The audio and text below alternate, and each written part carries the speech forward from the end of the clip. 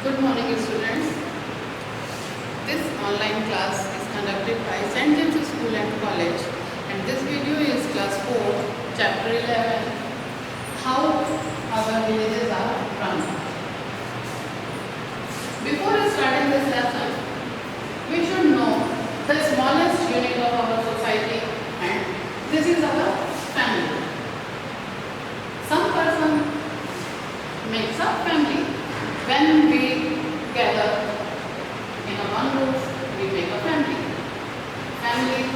Many families makes up houses, and many houses makes up villages. When many villages collect, they make up town or cities, and when many cities collect, they make up state union territories, and these 28 states and 9 union territories makes a country India. Okay? India is our country, and we know something about India. As we know, India is the 7th largest country of the world, and it is in Asia continent.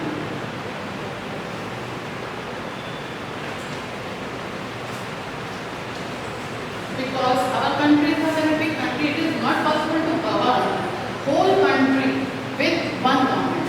So we follow the constitution and makes government. ये government हमारा 3-tier system है. We follow the 3-tier system. This is central government, state government, and local government. Central government governs whole country and controls state and villages also. State government controls all the state, and local government, it controls the village or villages. Now we will see इनके work क्या है. Central government force, सेना का जितना भी departments हैं उन सबको देखती है. रेलवे है, एक्सटर्नल अफेयर्स है, एक देश के दूसरे देश के साथ कैसे संबंध होंगे, कैसे रिलेशन होंगे, कैसे उनके बीच में कोई भी ट्रीटी होगी, ये सब पे देखा है. अब स्टेट का वर्क है पूरी स्टेट को गवर्न करना. उसके लिए जो बेसिक नीड्स हैं उनको प्रोवाइड कराना, जिसमें हॉस्पिटल्स हैं, इलेक्ट्रिक सप्लाई है, वाटर है, और ऐसे बहुत से वर्क हैं. लोकल गवर्नमेंट, इसमें हमारा ग्राम पंचायत आता है, जिसको कि हम आज पढ़ेंगे. विलेज में जैसे उनको बेसिक नीड्स जितने भी विलेजर्स हैं उनको कंप्लीट करनी होती है, उनकी नीड को फुलफिल करनी होती हैं. हेल्थ सेंटर्स हैं, वाटर हैं, रोड्स. तो ये सारे वर्क हमारे लोकल गवर्नमेंट को, इसके अलावा भी बहुत से वर्क होते हैं, वो देखते हैं.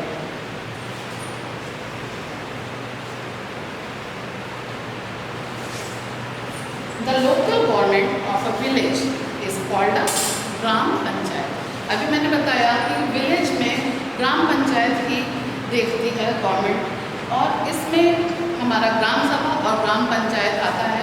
ग्राम सभा में जितने भी विलेजर्स जो 18 ईयर से अबव हैं, यानी कि एडल्ट हैं, वो उसके मेंबर्स होते हैं, और इसका इलेक्शन होता है.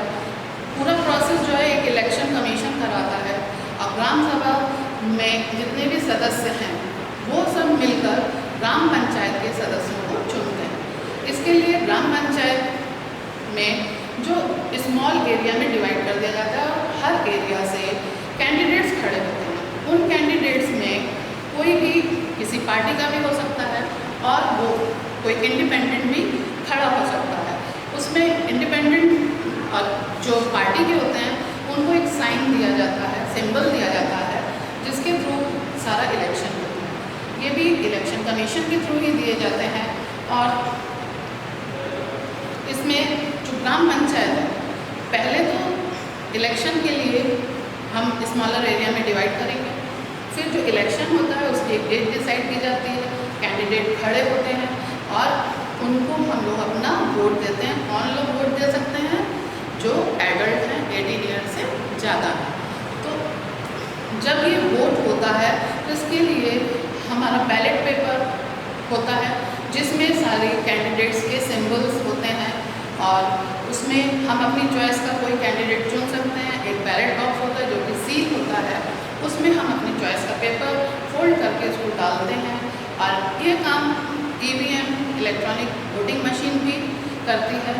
उसमें ये सारा वर्क मशीन के थ्रू होता है और इसमें जो कैंडिडेट फिर जो वोट दिए जाते हैं उन सब की काउंटिंग होती है। काउंटिंग होने पर जिस भी कैंडिडेट को मेजॉरिटी में वोट मिलते हैं वो उस वार्ड से इलेक्ट होता है और ये 5 इयर्स के लिए इलेक्ट होते हैं और आफ्टर 5 इयर्स ये पंचायत फिर से डिसॉल्व हो जाती है और एक नई ग्राम पंचायत बनाई जाती है। फिर से वोटिंग, इलेक्शन, काउंटिंग फिर से होता है और ऐसा इसलिए किया गया है कि चेंज होता रहे और किसी का पूरी मोनोपोली ना बने जाए।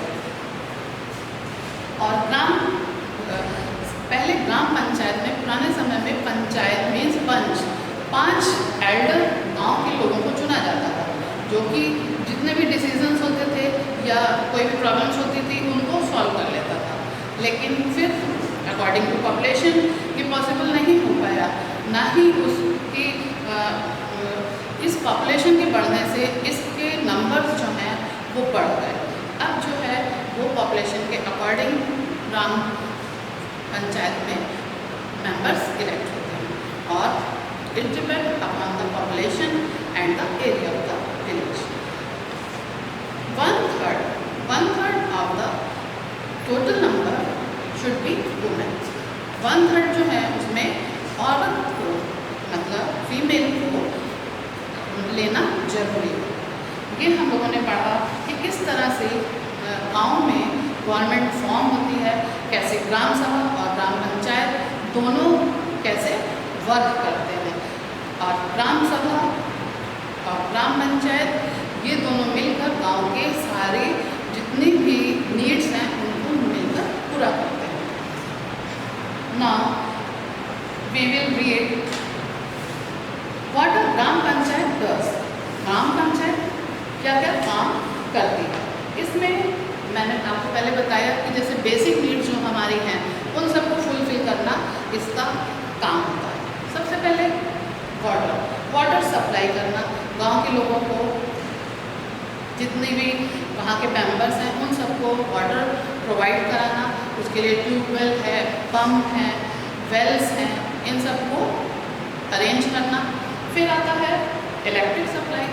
अगर गांव में बिजली है, इलेक्ट्रिक है तो हर घर तक पहुंचाना, अगर नहीं है तो गांव तक उस बिजली को लाना, ये भी हमारे ग्राम पंचायत का वर्क है। फिर है हेल्थ सेंटर।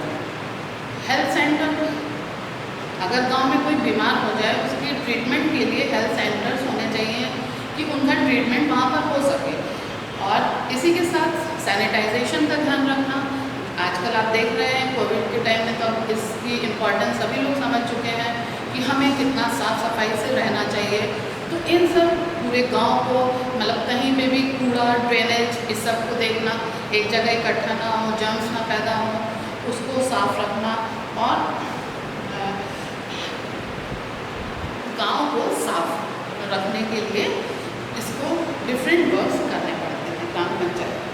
फिर हमारे जैसे आप जानते हैं कि गांव में कुछ इलिटरेसी ज़्यादा है।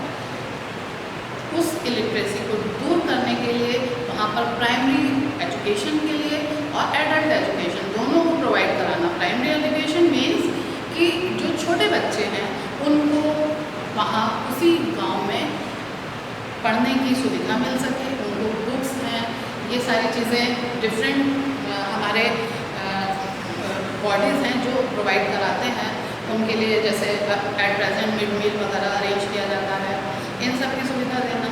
इसके अलावा एडल्ट एजुकेशन मीन्स कि जो एडल्ट हैं गांव में, जो किसी भी वजह से पढ़ नहीं पाए हैं, उन सबको भी पढ़ाना जरूरी है, जिससे कि उनका कोई मिसयूज़ ना करे, उनके कोई किसी भी तरह से उनके साथ कोई गलत बिहेवियर ना करे।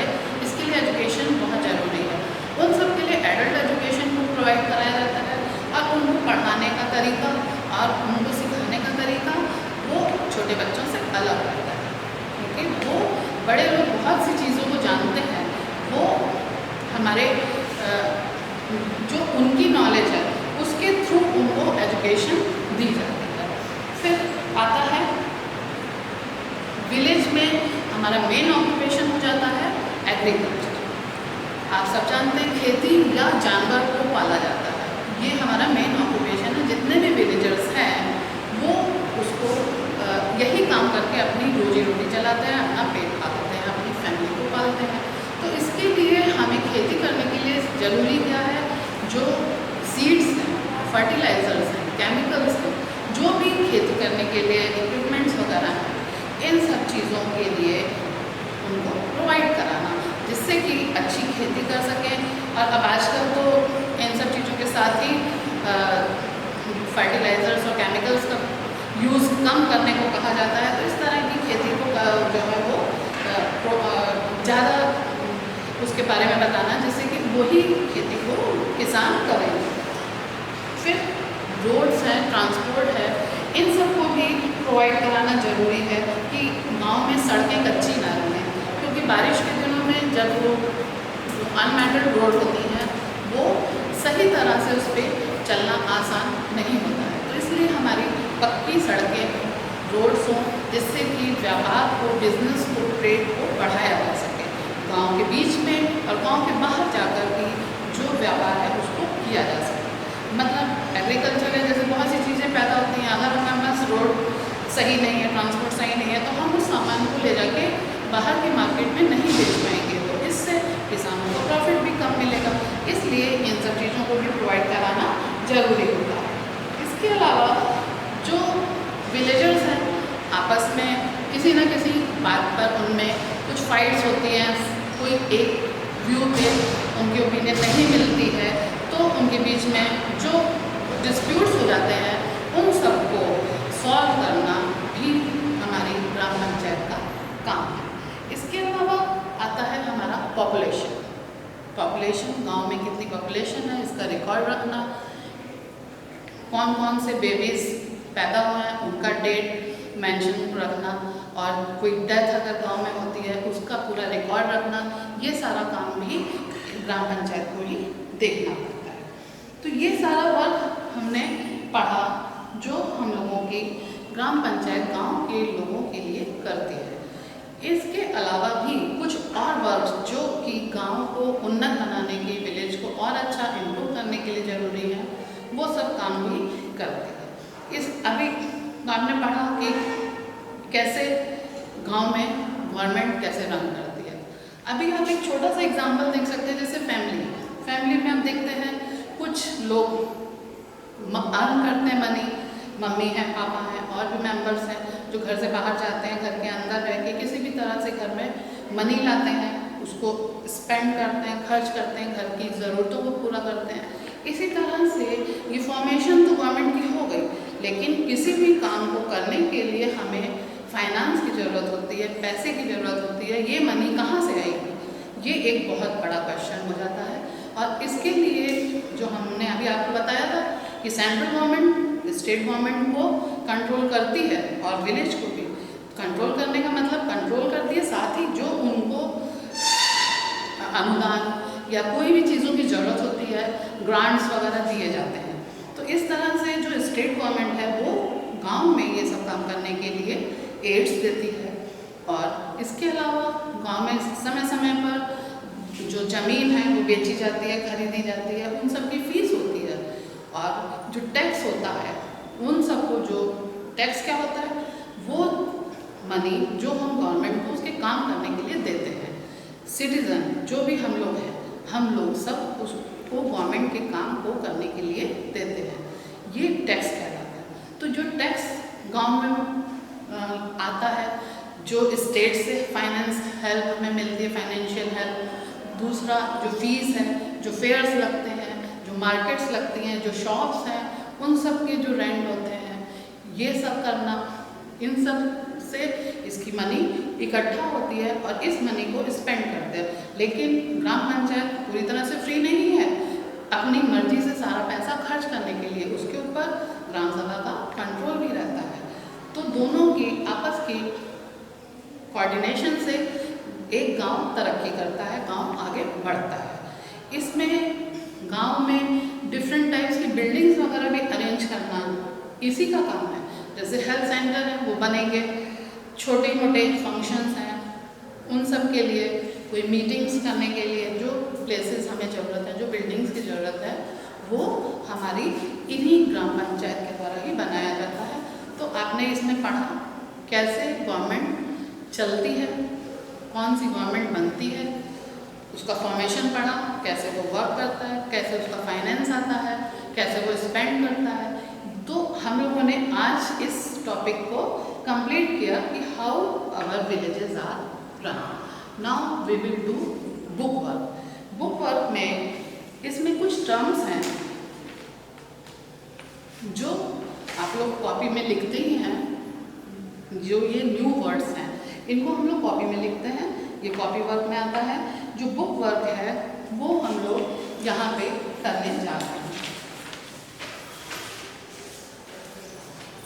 पेज नंबर 62 है और एक्सरसाइज बी।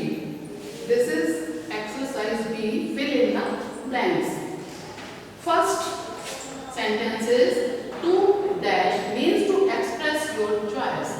तो यहाँ पर होगा vote, VOTE vote. Second, to vote in a gram panchayat election a person has to be at least. तो आपने अभी पढ़ा कितने साल की एज होनी चाहिए एडल्ट होने के लिए, 18 ईयर्स। तो यहाँ हम लिखेंगे 18। फिर dash is a paper on which a voter marks his और हर चॉइस। तो यहाँ पे क्या होगा, बैलेट। बैलेट पेपर मैंने बताया था अभी, बैलेट पेपर एक जिसमें सारे सिंबल्स रहते हैं, जिसमें पर्सन चूज करता है कि वो किसको इलेक्ट करेगा।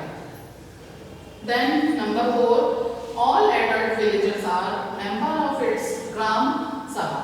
जितने भी एडल्ट विलेजर्स हैं, जितने भी उस गांव के रहने वाले हैं, वो सब इस ग्राम सभा के अपने आप मेंबर होते हैं, जो एडल्ट पर्सन है। देन द ग्राम सभा can dash how the gram panchayat spends it's money.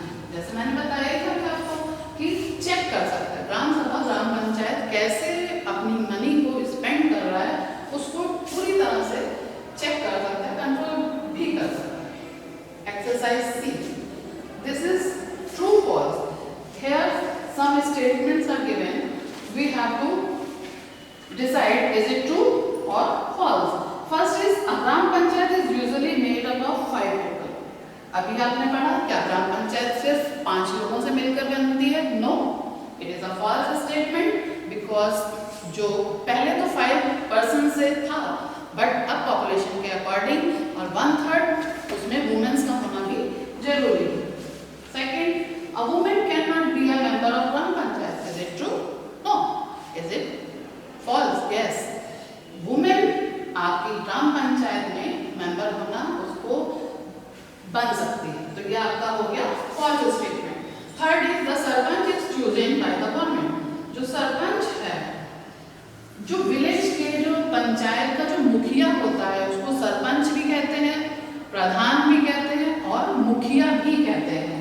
तो the sarpanch is chosen by the government. क्या सरपंच जो है वो गवर्नमेंट से चुना जाता है? No, it makes the government.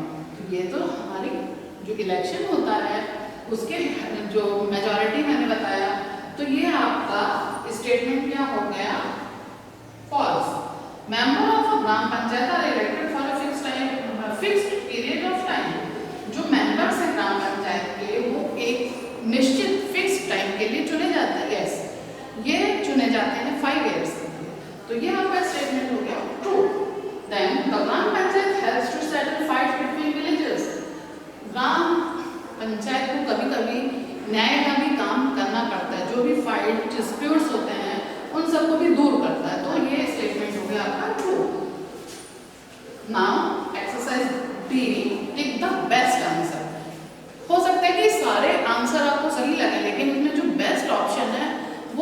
Choose करना है।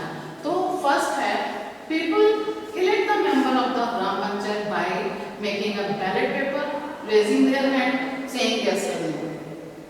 तो आपने देखा इलेक्शन में बैलेट पेपर के थ्रू ही इलेक्शन होता है। तो जो उसमें हम लोग मार्क करते हैं, चूज करते हैं, ये option A, marking on ballot paper.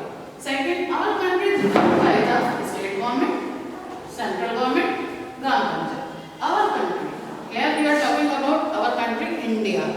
India को गवर्न कौन करता है? Central government. ये मैंने आपको यहाँ पे बताया, सेंट्रल गवर्नमेंट।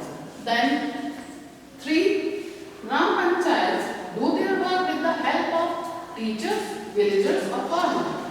तो ग्राम पंचायत जो वर्क करती है उसको किसकी जरूरत पड़ती है? विलेजर्स की, जो वहाँ के रहने वाले लोग हैं उनकी हेल्प से ही वो काम करती है।